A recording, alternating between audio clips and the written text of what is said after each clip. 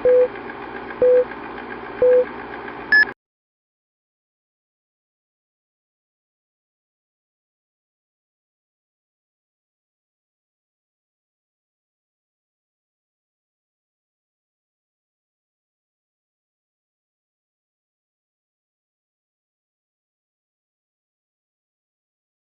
leaders are made.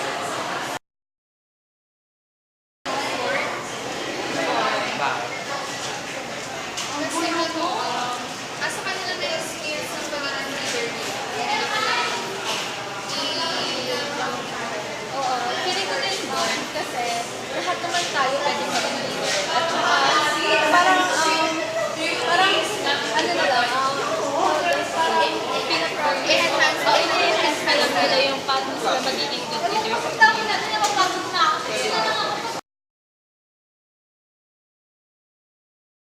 Our leaders are made or born? Made, because we were born with zero thoughts, ideas, skills, and leadership is a skill. Thank you, sir. Made.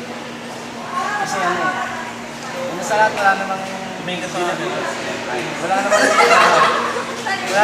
ginawang Diyos na perfecto.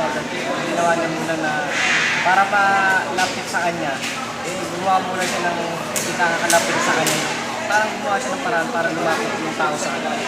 Saka doon, yung tao naman yun, mag-training siya mag-training siya para maging perfect yung performance. Pagkapanganak ko naman, wala ka pa ng skills ng pagiging leadership. Tulad nun. Kasi ko nahasal pag lumaki ka rin. They are actually made because walang leader na pag pinanganak lang, ay pag pinanganak leader na agad. Kasi ang isang leader na bubuo yan through, and na-aspire ang isang tao maging leader kasi nakikita nilang may pagkakamali or they want to change something in the society. Salamat po.